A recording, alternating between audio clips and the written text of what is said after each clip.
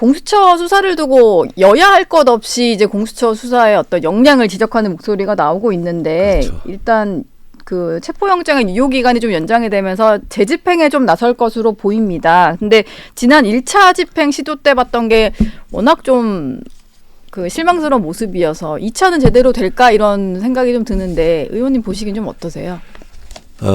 저는 뭐 일단 법대로 집행이 됐으면 좋겠고, 다만 시민들이나 경찰이나 군인이나 경호원들이나 다치는 불상사는 절대 없어야 되겠다. 예. 만약 그런 불상사가 있으면 이 사태가 또 다른 국면으로 갈 수 있어요. 그래서 절대 불상사 없이 했으면 좋겠고, 저는 뭐 그 이전에 아니 몇 번이나 소환했고, 근데 그 수사에 응하지 않는 네. 불응하는 대통령이 문제죠. 문제를 뭐 그래서 체포영장이, 이 구속영장이 아니라 체포영장이잖아요. 네. 발부가 된 건데. 예. 근데 그 처음에 말씀하신 대로 공수처, 검찰, 경찰 이 사이의 수사권 문제, 이 문제는 좀 심각한 것 같아요. 그걸 갖고 윤 대통령 측에 빌미를 주니까 네. 공수처 수사권이 없다라는 건 맞거든요. 예. 그 수사권 없는 공수처가 수사하겠다고 지금 계속 그 기조를 유지하고 있으니까 윤석열 대통령 측에서 그거는 수사권이 없는 데가 수사받을 수 없다 이렇게 나오는 것도 또 일리가 있거든요. 네. 그래서 이 문제는 조금 시간이 걸리더라도 순리대로 법대로 권한이 있는 사람이 하는 그런 방향으로 했으면 좋겠어요. 근데 일단 권한이 없는 공수처가 키를 잡고 2차 집행도 그러니까. 나설 것 같은데요. 그러면은 지난번처럼 그 제대로 집행이 안 되거나 이번에는 오히려 물리적인 충돌까지도 좀 더 크게 우려가 되는 상황이다 보니 그게 좀 걱정이에요. 그 물리적 충돌은 좀 없었으면 좋겠어요. 예. 근데 이제 경찰 입장에서는 그걸 방해하는 경호원들이 공무집행 방해다. 네. 그렇게 말할 수 있죠. 근데 하여튼 저는 불상사는 없어야 된다. 예.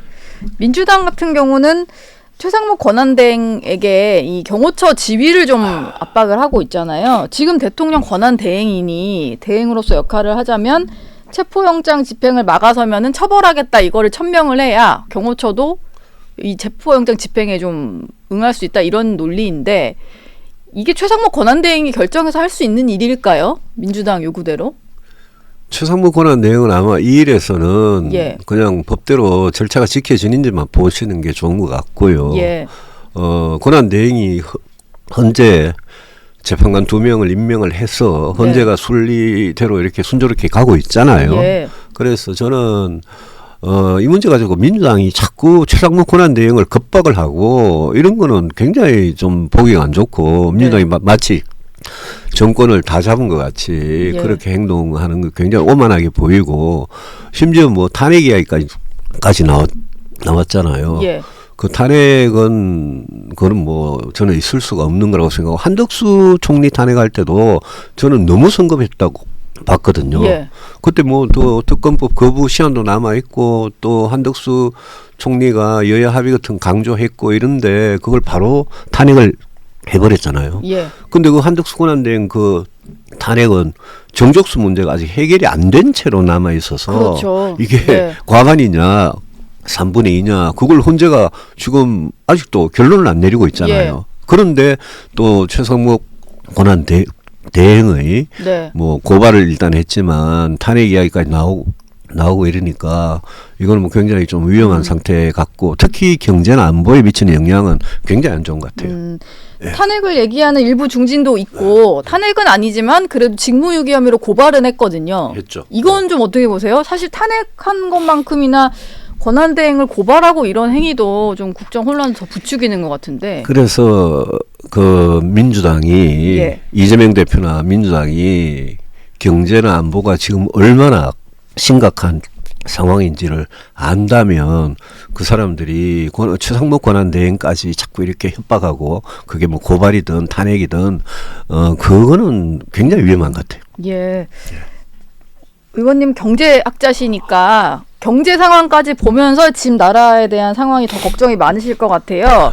경제 전문지 뭐 국민들도 웬만하면 아는 게 포브스라는 경제 전문지에서 이번 계엄을 국내 총생산 킬러다 GDP 킬러다 이런 표현을 썼더라고요. GDP 킬러 맞죠. 예. 경제가요. 우리 경제가 지금 지뢰가 잔뜩 깔려 있어요. 그래서 어느 지뢰를 밟으면 큰 폭발이 일어나고 경제가 완전히 그냥 IMF 위기 때 같이 추락할지 모르는 그런 상태라 가지고 저는 예. 뭐 굉장히 심각하게 보는데 정치 불안 이게 제일 지금 리스크 아닙니까? 그래서 GDP 킬러라고 예. 그러는 건데 네. 저는 제가 IMF 위기 때 그때 정치가 얼마나 중요한지를 절감을 하고 정치에 뛰어든 사람인데 경제 정책의 혼선 이런데 이 정치 불안이 미치는 영향이 너무 크기 때문에 또 네. 외국인 투자자들이 지금 매일 한국은 어떻게 되는 거냐 매일 묻거든요. 예. 거기다가 환율 주가의 변동폭이 엄청나게 크고요. 그래서 우리는 본래 성장, 내수, 수출, 소비, 투자, 고용 다 굉장히 위험했는데 여기에서 정치 불안이 뭔가 어느 도화선을 하나 불을 붙여버리면 이거는 뭐 98년에 우리는 마이너스 5.1% 성장했거든요. 예. 그런 방향으로 가면 이거는 국민들한테 너무나 큰 고통을 주는 거라서 예. 민주당이 제발 이거는 윤석열 대통령이 헌법과 법률을 위배해서 비상계엄을 하고 내란 혐의를 받고 있는 문제 아닙니까? 예. 그러니까 민주당이 제발 이 문제 푸는데 헌법과 법률에 따라서 모든 걸 해야 되고 아까 경찰 수사권 네. 같은 것도 그렇고 예. 이게 민주당 이재명 대표가 지금 빨리 이재명 대표는 내가 보니까 조기 대선이 해가지고 대통령이 되느냐 아니면 그냥 감옥을 가느냐 예. 딱 초이스가 두 개밖에 없는 사람 같이 행동을 해서 네.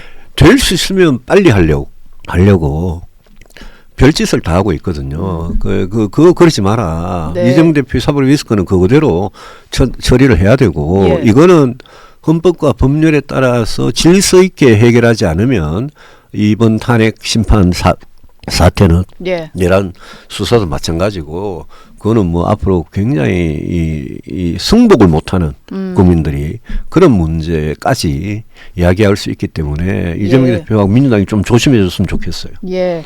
지금 뭐 민주당의 조급증이다 이런 얘기들은 꽤 많이 나오고 있는 것 같은데 지난번에 뭐 유 전 의원께서 하신 얘기를 좀 저희가 네. 좀 찾아봤더니 권한대행 한 명씩 제거하면서 이재명 독재 국가를 만들자는 거냐 뭐 이런 얘기를 하셨어요.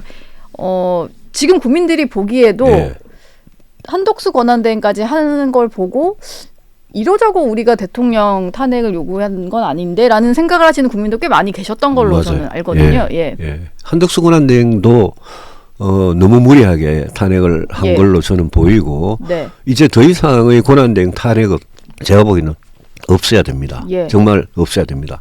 만약 그렇게까지 가면 우리나라가 대통령이 지금 탄핵 소추를 당하고 네. 심판 중이고 예.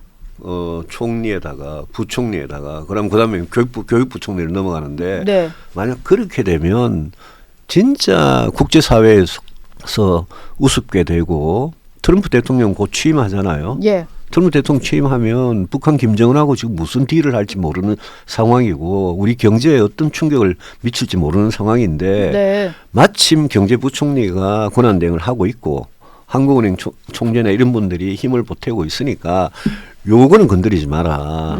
그 말씀 꼭 드리고 싶어요. 예.